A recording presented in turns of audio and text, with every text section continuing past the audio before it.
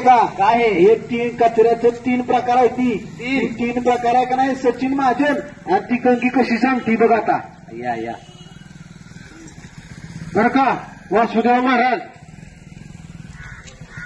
वाडा शहरामधील सर्व ग्रामस्थ माता भगिनी आणि महिला या वासुदेव फेरी पथनाट्य आणि भारूड या माध्यमातून आपला वाडा नगरपंचायत वाडा स्वच्छ सर्वेक्षण 2025 या स्पर्धेमध्ये उतरलेला आहे।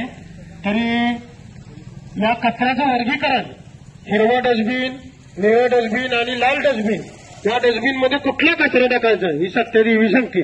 चला अहो दादा आता 3 प्रकारे वर्गीकरण केलंय बघा। पहिला आहे ओला कचरा, दुसरा आहे सुका कचरा आणि तिसरा आहे घातक कचरा।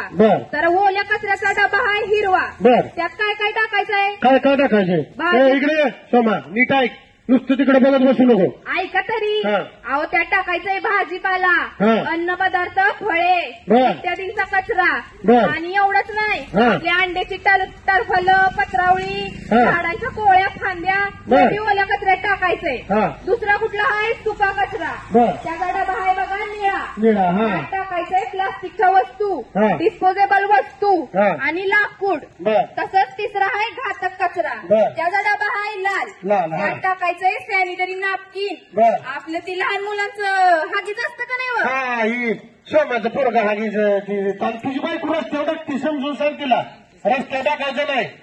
तर ती टाकायचं लाल कलरच्या डब्यात म्हणजे घातक कचरा तो झाला, समजलं का? समजलं। ही असं 3 प्रकारे वर्गीकरण केलंय बघा। बरोबर दान पावलं देवा दान पावलं, पावलं देवा दान पावलं, वासुदेवाचं दान पावलं, वासुदेवाचं दान पावलं, स्वच्छतेचं दान पावलं, स्वच्छतेचं दान पावलं, घे घे घे हरिनाम घे, घे घे घे